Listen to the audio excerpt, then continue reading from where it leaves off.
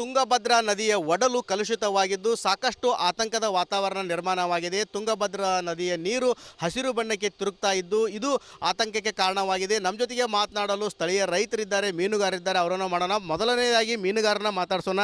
ಸರಿ, ಇವಾಗ ಎಷ್ಟು ದಿನ ಆಯ್ತು ಸರ್ ನಿಮ್ಮ ಗಮನಕ್ಕೆ ಬರಾಕತ್ತು ಈ ರೀತಿ ಹಸಿರು ಬಣ್ಣಕ್ಕೆ ತಿರುಗಿದೆ? ಈಗ ಒಂದು ಸ್ವಲ್ಪ ಕೆಲವು ದಿವಸಗಟ್ಟಲೆ ಈ ಥರ ಆಗತ್ತೆ ಸರ್. ಏನು ರೀ, ಫಸ್ಟಿಗೆ ಈ ಥರ ಏನು ಇದ್ದಿಲ್ಲ ಸರ್. ಈಗ ಇತ್ತೀಚೆಗೆ ಭಾಳ ಜಾಸ್ತಿ ಆಗಿಬಿಡತ್ತೆ ಸರ್. ಏನು ರೀ, ಹಾಂ ಸರ್, ಹಸಿರು ಬಣ್ಣಕ್ಕೆ ಸೇರಿದೆ ಸರ್.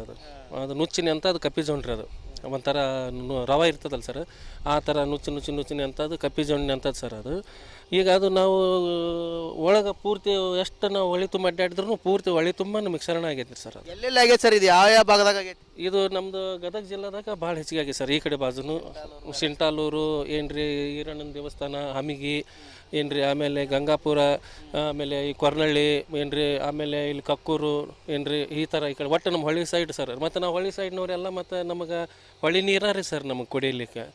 ಏನ್ರಿ, ನಾವು ಬೋರಿನ ನೀರು ಕುಡಿದು ನಮಗೆ ಭಾಳ ಅಭ್ಯಾಸ ಇಲ್ಲ ಸರ್. ಹಾಗಾಗಿ ಹೊಳಿ ನೀರನ್ನು ನಾವು ಜಾಸ್ತಿ ಕುಡಿತೀವಿ ಸರ್.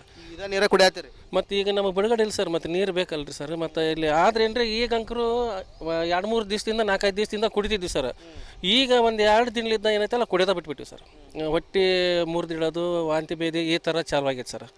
ಹಾಗಾಗಿ ನಾವು ಈಗ ನೀರು ಕುಡಿಯೋದು ಬಿಟ್ಟು ಈಗ ಮನ್ಯಾಗಿದ್ದನ ಒಂದು ಡಬ್ಬ್ಯಾಗ ನೀರು ತುಂಬ್ಕೊಂಬಂದು ಸರ್ ಕುಡಿದು ಹೋಗ್ಬಿಡ್ತೀವಿ ಸರ್. ಮತ್ತೆ ಏನ್ರಿ, ಯಾರು ಅಧಿಕಾರಿಗಳದು ನೋಡಿದ್ರೆ ಬಂದಿದ್ರೆ ಬಂದಿಲ್ಲ ನೋಡ್ರಿ ನಮ್ಮ ಕಡೆಗೆ ಯಾರೂ ಬಂದಿಲ್ಲ ರೀ. ಯಾರು ಸಾಹೇಬರು ಬಂದಿಲ್ಲ, ಏನು ಬಂದಿಲ್ಲ, ಯಾರು ಬಂದಿಲ್ಲ ಸರ್. ನೀವೇ ಇವಾಗ ಬಂದು ನೋಡಿದಿರಿ ಸರ್. ಮೀನಿಗೇನು ಸಹಾಯಕತ್ತಾವನ್ರಿ? ಮೀನು ಸಣ್ಣ ಮೀಸಿಗಿರಲ್ಲ ಅಂತೇಳಿ ಅದು ಸಾಯ್ಕತ್ತೈತೆ ಸರ್. ಮುರುಗೋಡು ಮೀನು ಅಂತ ಅದು ಸಾಯ್ತೈತೆ ಸರ್. ಏನ್ರಿ, ಕೆಲವು ಸಣ್ಣ ಪುಟ್ಟ ಮೀನು ಸಾಯ್ಲಿಕ್ಕತ್ತಾವ ಸರ್. ಏನ್ರಿ, ಈಗ ನಿಮ್ಗೆ ಈ ಫಸ್ಟ್ ಟೈಮ್ ಈ ಥರ ಆಗಿದ್ದು ಯಾವಾಗ ನೋಡಿದ್ರಿ? ಆದ್ರೆ ಸರ್ ಫಸ್ಟ್ ಟೈಮ್ ಅನ್ನೋಕೇನ್ರಿ, ಇಷ್ಟು ಆಗಿರೋದು ಇದು ಫಸ್ಟ್ ಟೈಮ್ ಸರ್. ಇದು ಏನು ನಮ್ಗೆ ಹೊಳಿವಲ್ಲ ಸರ್, ಆ ಥರ ಆಗಿಬಿಡುತ್ತೆ ಸರ್. ಆದ್ರೆ ನಾವು ಸಣ್ಣಾಗಿದ್ದನು ಮತ್ತು ಹೊಳೆ ಬ್ಯಾಟಿನ ಆಡ್ಕೊತಾನೆ ಇದ್ದೀವಿ ಸರ್. ಆಮೇಲೆ ವರ್ಷ ಬರ್ತಿತ್ತು, ಅಷ್ಟು ಏನೋ ನಿಂದಿರ್ತಿತ್ತು ಸರ್. ಮತ್ತು ಸ್ವಲ್ಪ ನೀರು ಬಿಟ್ಟುಗಟ್ಲೆ ಕ್ಲೀನ್ ಆಗಿಬಿಡ್ತಿತ್ತು, ಗಾಳಿ ಬಿಟ್ಟುಗಟ್ಲೆ ಕ್ಲೀನ್ ಆಗಿಬಿಡ್ತಿತ್ತು, ಬುಡ್ಕುಲ್ ನೀರು ಕ್ಲೀನ್ ಆಗಿರ್ತಿತ್ತು ಸರ್. ಈ ವರ್ಷ ಹಂಗಾಗಿಲ್ಲ ಸರ್. ಇದು ತಳದಾಗಿದ್ದನು ಹಂಗೈತೆ ಸರ್, ತಳದಾಗಿದ್ದನು ಹಂಗೈತೆ. ಆಗೈತೆ ಸರ್, ಆಗೈತೆ ರೀ. ಆತಂಕ ಅನ್ಕೊಂಡು ಪೂರ್ತಿ ಆಗೈತೆ ಸರ್. ನೀರು ಕುಡಿಲಿಕ್ಕೆ ಅಂಕರು ಬರೋದೇ ಇಲ್ಲ ಸರ್. ಅಷ್ಟು ಪ್ರಮಾಣಕ್ಕೆ ಒಂದು ಮೋನಿ ಕಳಕು ವಾಸನೆ ಬರ್ತದೆ ಸರ್. ನಾವೀಗ ಬಲಿ ತೆಗಿಯಾಕತ್ನಪ್ಪ ಅಂದ್ರೆ ಒಂದು ಮೋನಿ ಬಲಿ ಕೆಟ್ಟ ವಾಸನೆ ಬರ್ಲಿಕ್ಕತ್ತವ ಸರ್. ಏನು ರೀ ಸರ್, ಈಗ ಸಾಕಷ್ಟು ಮೀನುಗಾರರು ಕೂಡ ಹೇಳ್ತಾ ಇದ್ದಾರೆ ನಮಗೆ ಆತಂಕದ ವಾತಾವರಣ ಇದೆ. ಯಾಕಂದರೆ ಈ ರೀತಿ ಯಾವ ಸಮಯದಲ್ಲಿ ಕೂಡ ನೀರು ಆಗಿರಲಿಲ್ಲ. ಆದರೆ ಇವಾಗ ಹಸಿರು ಬಣ್ಣಕ್ಕೆ ಹೋಗ್ತಾ ಇರೋದರಿಂದ ಸಣ್ಣ ಮೀನುಗಳು ಕೂಡ ಸಾವನ್ನಪ್ತಾ ಇದೆ ಅಂತೇಳಿ ನಮ್ಮ ಜೊತೆಗೆ ರೈತರಿದ್ದಾರೆ. ಇವರೇ ಆ ಒಂದು ಬೋರ್ವೆಲ್ನಿಂದ ನೀರೇನು ಉಕ್ಕಿ ಹರಿತಾ ಇತ್ತು ಅದನ್ನು ಪ್ರಥಮವಾಗಿ ಇದೇ ರೈತರು ಮಾಡಿದ್ರು. ಅವರೇ ನಮ್ಮ ಜೊತೆಗಿದ್ದಾರೆ, ಅವರನ್ನು ಕೇಳೋಣ. ಸರ್, ಈಗ ನೀವು ಯಾವ ರೀತಿ ಅನ್ನಿಸ್ತು ನಿಮಗೆ? ಹೆಂಗೆ ಆತದ ನೀರು? ಇಲ್ಲ ಸರ್, ಅದೇನಾಯ್ತು, ಕರೆಂಟ್ ಬಂದಂತ ಮೋಟ್ರ್ ಚಾಲೂ ಮಾಡ್ಕೊಂಬಂದೆ. ಅಲ್ಲಿ ಹೊಳೆದಂಡೆ ಹೋದ ನೋಡಿದೆ, ಹಚ್ಚೋಗಿತ್ತು. ಇದೇ ಮುಡಿ ಇಲ್ಲಿ ಇರ್ತೈತಿ, ಪೈಪ್ಲೈನ್ ಬರೋಕ್ಕಿಲ್ಲ ಅಂತ ಅನ್ಕೊಂಡಿದ್ದೆ. ಆಮೇಲೆ ಹೋಗಿ ನೋಡ್ತೀವಿ, ಪೈಪ್ಲೈನಲ್ಲಿ ಫುಲ್ ಹಚ್ಚು ನೀರು ಬಂದವು. ಮತ್ತು ಆಮೇಲೆ ನೀರನ್ನು ಅಲ್ಲಿ ಹಿಡಿದು ಚೆಕ್ ಮಾಡಿಬಿಟ್ಟು ಗದ್ದೆ ಒಳಗೆಲ್ಲ ನೋಡಿದೆ, ಅದು ನೀರು ಸರಿಯಾಗಿ ಹಚ್ಚಗೆ ಬಂತು.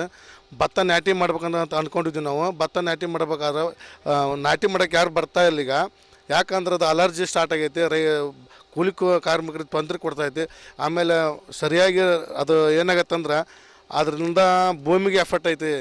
ಆಮೇಲೆ ಇದನ್ನು ರೈತರ ಸಮಸ್ಯೆ ಭಾಳ ಆಯ್ತಿದ್ರು. ಇದನ್ನು ರೈತರು ಹೊಲಕ್ಕೆ ಬರಕ್ಕೆ ಹೆದರಿಕೆ ಬಿಡತ್ತಾರ ಈ ನೀರಾಗಳಾಕೆ. ಅದು ಹೌದು. ಮತ್ತು ಮೋಟ್ರ ಮತ್ತು ನೀರು ಚಾಲೂ ಮಾಡೋಕೆ ಸಿಟ್ಟು ಕೂಡ ಹೆದರಕತ್ತಾರ. ಹಂಗಾಗಿ ಕುಡಿಯೋ ನೀರಿನ ದನಕರಕ್ಕೆ ಸಮಸ್ಯೆ ಆಗೈತಿ. ಆಮೇಲೆ ಎಲ್ಲ ಭಾಳ ತೊಂದರೆ ಇತ್ತು. ನಾವಂತೂ ಕುಡಿಯೋದು ಬಿಟ್ಬಿಟ್ರಿ ಹೊಳಿರ.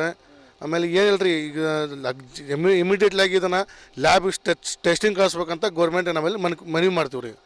ಸರ್, ಈಗ ಇಷ್ಟು ಹಳ್ಳಿ ಬರ್ತಾವೆ, ಕುಡಿ ನೀರಿಗೆ ಏನು ಮಾಡ್ತೀರಿ? ಮತ್ತು ಈಗ ಎಲ್ಲ ಹಿಂಗೆ ಇದಾತಂದ್ರೆ ಕುಡಿಯೋ ನೀರಿಗೆ ಭಾಳ ತೊಂದರೆ ಆಗತ್ತೈತೆ ರೀ. ಇಲ್ಲಿ ಈ ನೀರು ಜಾನುವಾರುಗಳಿಗೆ ಭಾಳ ಎಫೆಕ್ಟ್ ಐತ್ರಿ. ಇದರಿಂದ ಅಲರ್ಜಿ ಸ್ಟಾರ್ಟ್ ಆಗೈತಿ, ಭಾಳ ತೊಂದರೆ ಐತಿ. ದಯವಿಟ್ಟು ಸರ್ಕಾರದ ಕಡೆ ಗಮನ ಕೊಡಬೇಕು. ಕೊಟ್ಟು ಇದನ್ನು ಪರಿಶೀಲನೆ ಮಾಡಿ ಆದಷ್ಟು ಬೇಗ ಇದನ್ನ ಜನರಿಗೆ ಅರಿವು ಮೂಡಿಸ್ಬೇಕಂತ ನಾವು ಕೇಳ್ತಾ ಇದ್ವಿ. ಸರ್, ಈಗ ನೀವು ಕೊನೆಯದಾಗ ರೈತ ಮುಖಂಡರಿದ್ದಾರೆ, ಅವ್ರನ್ನ ಕೇಳೋಣ. ಸರ್, ಇವಾಗ ಏನು ಮಾಡ್ಬೇಕಂತೀರಿ ಸರ್ಕಾರ? ಮತ್ತು ಯಾಕೆ ಇಷ್ಟು ಸಮಸ್ಯೆ ಆಗ್ತಾ ಇದೆ? ಇದನ್ನ ನೋಡಿದ್ರೆ ಒಂಥರ ನನ್ನ ಜೀವ ಕುಲಕ ಇದು ಒಂದು ಕಳಂಗ ಇದು ಅಂತ್ಯ ಆಗೋಂಥ ಕಾರಣ ಅನ್ಸುತ್ತೆ. ಇದು ನಮ್ಮಕ್ಕೆ ನಾವು ಆಹುತಿ ತೆಗೆದುಕೊಂಡಿವಿ. ಈಗ ಯಾಕಂದ್ರೆ ಬರ್ತಾ ಇದೆ ಏನು ಕಲುಷಿತ ನೀರು ಏನರ ಮಿಶ್ರಣ ಇದು ನನಗೆ ಅನಿಸ್ತದೆ ಹೆಚ್ಚು ಕಡಿಮೆ ಈಗ ಹರಿಹರ ಈಗ ಶಿವಮೊಗ್ಗ ಕಡೆಯಿಂದ ಶಿವಮೊಗ್ಗ ಜಿಲ್ಲೆಯಿಂದ ಕೆಲವೊಂದು ಕಾರ್ಖಾನೆಗಳು ಹರಿಹರದಲ್ಲಿರ್ತಕ್ಕಂಥ ಕಾರ್ಖಾನೆಗಳು ಅಲ್ಲಿಂದ ಏನು ಈಗ ಬಿಟ್ಟಲ್ಲ ತ್ಯಾಜ್ಯ, ಆ ತ್ಯಾಜ್ಯದಿಂದನೇ ಇದನ್ನ ಈ ಥರ ಪರಿಣಾಮ ಕಾರಣ ಅನಿಸುತ್ತೆ ಇದಕ್ಕೆ. ಯಾಕಂದರೆ ಇದು ಹಲವಾರು ವರ್ಷಗಳಿಂದ ನಾವು ಹೋರಾಟ ಮಾಡ್ತಾ ಬಂದಿದ್ದೀವಿ. ನಾವೀಗ ಈ ಹಿಂದೆ ಒಂದು 15 ವರ್ಷಗಳ ಹಿಂದೆ ನಾವು ಹೋರಾಟ ಮಾಡಿ ಸರ್ಕಾರಕ್ಕೆ ಗಮನ ತಂದಿದ್ದೀವಿ ನಾವು. ಅದು ಯಾಕಂದರೆ ಕಾರ್ಖಾನೆಗಳು ತ್ಯಾಜ್ಯ ಬಿಡ್ತಾ ಇದಾರೆ, ಅದರಿಂದ ಇರ್ತಕ್ಕಂಥ ನೀರಲ್ಲಿರ್ತಕ್ಕಂಥ ಜೀವರಾಶಿಗೆ ಆತಂಕ ಆಗ್ತದೆ, ಆಮ್ಯಾಗ ಸಾಯ್ತಾ ಇದಾವೆ, ಆಮ್ಯಾಗ ರೈತಾಪಿ ವರ್ಗಕ್ಕೂ ಕೂಡ ಇದರಿಂದ ದೊಡ್ಡ ಕಂಟೆ ಆಗ್ತದೆ ಅಂತ ಅವಾಗ ಹೇಳಿದ್ವಿ ನಾವು. ಬಟ್ ಅದನ್ನು ಸರ್ಕಾರಗಳು ಅವತ್ತು ಅಷ್ಟು ನಿರ್ಲಕ್ಷ್ಯ ವಹಿಸ್ಕೊಂಡು ಅವತ್ತಿನ ಪರಿಣಾಮನೇ ಇವತ್ತು ಜಾಸ್ತಿ ಆಗಿ ಕಾರಣ ಅನ್ಸುತ್ತೆ. ಈಗ ಏನು ಮಾಡ್ಬೇಕಂತೀರಿ ಸರ್ಕಾರ? ಸರ್ ನನಗೆ ಒಂದು ವಿಚಾರ ಹೇಳ್ತೀನಿ, ಇವರು ರೈತರ ಮತ್ತು ಬಡವರ ದಿನ ಕೂಲಿ ಕಾರ್ಮಿಕರ ಜೀವನ ಮೇಲೆ ರೈತರು ಇವ್ರು ಏನಂತಂದ್ರೆ ಗದಾ ಪರಿಣಾಮ ಮಾಡ್ಕೊತಾರೆ, ಎಲ್ಲ ನಿರ್ಲಕ್ಷ್ಯ ವಹಿಸ್ಕೊಂತಾರೆ ಇವರು. ಅದಕ್ಕೆ ತ್ವರಿತಗತಿಯಲ್ಲಿ ಇರ್ತಕ್ಕಂಥ ಸನ್ಮಾನ್ಯರು, ಆ ಕಡೆ ಭಾಗದ ಶಾಸಕರಾಗಲಿ ಸಚಿವರಾಗಲಿ, ಈ ಕಡೆ ಭಾಗದ ಎಮ್ ಎಲ್ ಎಗಳಾಗಲಿ ಎಲ್ಲರೂ ಸೇರಿಬಿಟ್ಟು ಒಂದು ನಿರ್ಣಯ ಮಾಡಿಕೊಂಡು, ಯಾಕಂದರೆ ಇಡೀ ನದಿ ಇದು ಕೇವಲ ಕರ್ನಾಟಕ ಅಷ್ಟೇ ಅಲ್ಲಿದು, ಈ ನದಿ ಆಂಧ್ರಕ್ಕೆ ಹೋಗಿದೆ. ಈಗ ಆಂಧ್ರ ಭಾಗದಾಗ ಮತ್ತು ಕರ್ನಾಟಕ ಎರಡೂ ಭಾಗದಾಗ ಇರ್ತಕ್ಕಂಥ ಕುಡಿಯೋ ನೀರನ್ನು ಇಟ್ಕೊಂಡು ಮತ್ತು ರೈತಾಪಿ ವರ್ಗಕ್ಕೆ ಉಪಯೋಗ ಎಲ್ಲ ಭಾಗಕ್ಕೆ ಇದನ್ನದು ಹರಡೋದ್ರಿಂದ ದೊಡ್ಡ ಏನದು ಅನಾಹುತ ಆಗುತ್ತೆ ಇದು. ಯಾಕಂದರೆ ನಾನು ನೋಡಿದೆ, ಈಗ ನೋಡಿ ನನ್ನ ಕಾಲಲ್ಲಿ ಬರೀ ನೀರಲ್ಲಿ ಬಂದಾಗ ಪೂರ ಕಾಲೆಲ್ಲ ಹಸಿರುಗಟ್ಟಿದೆ. ಈಗ ಅಂದರೆ ಇದು ನನಗೆ ಕಡಿತ ಶುರು ಆಗೈತೆ. ಈಗ ಅಂದರೆ ಭೂಮಿ ಮೇಲೆ ಹೋದಂದರೆ ಭೂಮಿ ಇರ್ತಕ್ಕಂಥ ಜೀವರಾಶಿಗಳು ಸತ್ತೋಗ್ಬಿಡ್ತಾವೆ ಪೂರ ಅವಾಗ. ಮತ್ತು ರೈತರಿಗೆ ಆತಂಕನೇ ಇದು, ಮತ್ತು ಬೆಳೆ ಬೆಳೆಯೋಕೆ ಆಗೋದಿಲ್ಲ, ಮತ್ತು ಭೂಮಿಯಲ್ಲಿ ವಿಷ ಸೇರ್ಪಡೆ ಆಗುತ್ತೆ, ಮತ್ತು ನೀರು ಕುಡಿದ ವಿಷ ಸೇರ್ಪಡೆ ಆಗುತ್ತೆ. ಈ ನೋಡಿ ಆಗಲ್ಲ ಒಂದು ನಾಯಿ ಒಂದು ನೀರು ಕುಡಿದು ಕೆಮ್ಮಕ್ಕೆ ಶುರು ಮಾಡೋದಕ್ಕೆ ಕೆಮ್ಮಕ್ಕ, ಅಂದರೆ ಇದರಿಂದ ಅಲರ್ಜಿ ಸ್ಟಾರ್ಟ್ ಆಗಿ ನೂರಾರು ರೋಗಗಳು ಉತ್ಪತ್ತಿ ಕಾರಣ ಆಗುತ್ತೆ. ಅದಕ್ಕೆ ದಯಮಾಡಿ ರಾಜಕಾರಣಿಗಳು, ಮಾನ್ಯ ಮುಖ್ಯಮಂತ್ರಿಗಳೇ, ತಮ್ಮ ಯಾವುದೇ ಒಂದು ಕಾರ್ಯಕ್ರಮ ಇದು ಸ್ವಲ್ಪ ಬದಿಗೊತ್ತಿ ಇಡೀ ನದಿಯನ್ನು ವೀಕ್ಷಣೆ ಮಾಡಿ ಒಂದ್ಸಲ ಬನ್ನಿ, ನೀವು ಇಲ್ಲಿ ಬಂದು ಇರ್ತಕ್ಕಂಥ ವಾಸ್ತವನ ನೋಡಿ, ನೀವು ಇಲ್ಲಿ ಈ ನದಿಯ ಪರಿಣಾಮ ಏನಾಗಿದೆ ಅದ್ರ ಮೇಲೆ ಅರ್ಥ ಮಾಡ್ಕೊಂಡು ನೀವು ಹೋಗಿ. ಯಾಕಂದ್ರೆ ಸಾವಿರಾರು ಹಳ್ಳಿಗಳು ಈ ನದಿ ನೆಚ್ಚಿ ಜೀವನ ಮಾಡ್ಕೊತಾವು, ಮತ್ತು ಪರಿಸರ ಕೂಡ ಇದು ಭಾಳ ಹಾಳಾಗಿದೆ. ಈಗ ಪರಿಸರ ಜೊತೆಗೆ ಈ ನೀರು ಮಾಲಿನ್ಯ ಇರ್ತಕ್ಕಂಥದ್ದು ಅವರು ಇದರಲ್ಲಿ ಗಮನ ಕೊಡ್ಬೇಕಾಯ್ತು. ಟೆಸ್ಟಿಂಗ್ ಕಳಿಸ್ಬೇಕಂತ. ಹೌದು, ಇದು ನೀರು ಟೆಸ್ಟಿಂಗ್ ಕಳಿಸ್ಬೇಕು. ಟೆಸ್ಟಿಂಗ್ ಕಳಿಸಿ ಮ್ಯಾಗಿನ ಇದನ್ನೇ ಕುಡಿಯುವ ನೀರು ಬರ್ತೋ ಇಲ್ಲ ಅನ್ನೋಕೆ ಅಧಿಕಾರಿಗಳು ಹೇಳಬೇಕು. ರಾಜಕಾರಣಿಗಳು ಇದು ಮುಂದುವರಿಸಿ ಕೆಲಸ ಮಾಡ್ಬೇಕಂತ ನಾನು ಕೇಳ್ಕೊತಿದ್ದೀನಿ. ಒಟ್ಟಾರೆ ಹೇಳ್ಬೇಕಂತಂದರೆ ಸಾಕಷ್ಟು ಆತಂಕದ ವಾತಾವರಣ ನಿರ್ಮಾಣವಾಗಿದೆ. ಯಾಕಂತಂದರೆ ತುಂಗಭದ್ರಾ ನದಿ ಸಂಪೂರ್ಣವಾಗಿ ಕಲುಷಿತವಾಗಿರುವುದರಿಂದ ಈ ಭಾಗದ ಜನರಾಗಿರ್ಬೋದು, ಜಾನುವಾರುಗಳಾಗಿರ್ಬೋದು, ಯಾರೂ ಕೂಡ ಈ ನೀರನ್ನು ಸೇವನೆ ಮಾಡ್ತಾ ಇಲ್ಲ. ಹೀಗಾಗಿ ಈ ನೀರು ಯಾಕೆ ಹಸಿರು ಬಣ್ಣಕ್ಕೆ ತಿರುಗ್ತಾ ಇದೆ ಅನ್ನೋ ಬಗ್ಗೆ ಟೆಸ್ಟಿಂಗ್ ವರದಿ ಕಳಿಸ್ಬೇಕು. ಅದಾದ ನಂತರ ಜನರಿಗೆ ಸ್ಪಷ್ಟಪಡಬೇಕು. ಸಾಕಷ್ಟು ಆತಂಕ ಕೂಡ ಇಲ್ಲಿಯ ಜನರಿಗೆ ಮನೆ ಮಾಡಿದೆ. ಇನ್ನಾದರೂ ಈ ನಿಟ್ಟಿನಲ್ಲಿ ಇಲ್ಲಿಯ ಜನಪ್ರತಿನಿಧಿಗಳು, ಜಿಲ್ಲಾಡಳಿತ ಅಧಿಕಾರಿಗಳು ಎಚ್ಚೆತ್ತುಕೊಂಡು ಕೂಡಲೇ ಸೂಕ್ತವಾದ ಕ್ರಮ ಕೈಗೊಳ್ಳಬೇಕಾಗಿದೆ. ಕ್ಯಾಮರಾಮ್ಯಾನ್ ಮಂಜುನಾಥ್ ಜೊತೆ ಮಂಜು ಪತ್ತಾರ್, ರಿಪಬ್ಲಿಕ್ ಕನ್ನಡ, ಗದಗ. ನಮಸ್ಕಾರ, ಕರ್ನಾಟಕ ಪ್ರೈಮ್ ಟೈಮ್ಗೆ ಸ್ವಾಗತ. ನಾನು ಜಯಪ್ರಕಾಶ್ ಶೆಟ್ಟಿ. ಇಡೀ ಕರ್ನಾಡು ಇವತ್ತು ರೆಬೆಲ್ ಆಗಿ ನಿಂತಿದೆ. ಈ ಹಗರಣಗಳನ್ನು ಸದನದಲ್ಲಿ ಪ್ರಸ್ತಾಪ ಮಾಡಲು ಕೂಡ ಕಾಂಗ್ರೆಸ್ ಹಿಂದೇಟು ಹಾಕಿದ್ದೇಕೆ? ನಿಮ್ಗೆ ಸಂಬಳ ಅದಕ್ಕೆ, ನಿಮಗೆ ವಾಹನ ಅದಕ್ಕೆ, ನಿಮಗೆ ವೆಪನ್ ಅದಕ್ಕೆ, ನೀವು ಅದನ್ನು ಸೆರೆ ಹಿಡಿಬೇಕಾಗಿತ್ತು. ನೀವು ವಿದ್ಯುತ್ ಬರ ಇದೆ ಅಂತ ಹೇಳ್ತಾ ಇದ್ದೀರಿ, ಎಲ್ಲಿ ಬರ ಇದೆ ನೀವು ಹೇಳಬೇಕು.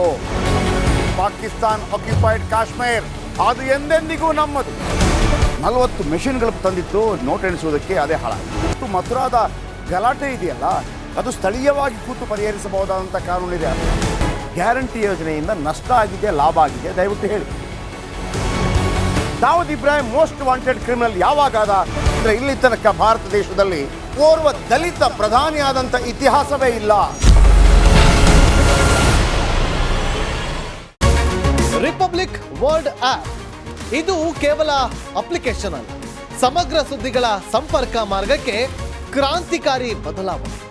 ರಿಪಬ್ಲಿಕ್ ವರ್ಲ್ಡ್ ಆಪ್ ಕೇವಲ ಸುದ್ದಿ ಅಪ್ಲಿಕೇಶನ್ ಅನ್ನ ಪರಿಚಯ ಮಾಡ್ತಾ ಇಲ್ಲ, ಬದಲಾಗಿ ಡಿಜಿಟಲ್ ಸುದ್ದಿ ಬಳಕೆಯ ಹೊಸ ಯುಗಕ್ಕೆ ನಾಂದಿ ಹಾಡ್ತಾ ಇದೆ.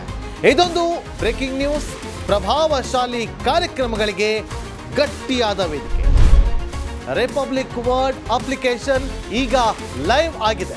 ಗೂಗಲ್ ಪ್ಲೇಸ್ಟೋರ್ ಮತ್ತು ಆಪಲ್ ಆಪ್ ಸ್ಟೋರ್ ಎರಡರಲ್ಲೂ ಲಭ್ಯವಿದೆ. ಈಗಲೇ ಡೌನ್ಲೋಡ್ ಮಾಡಿ.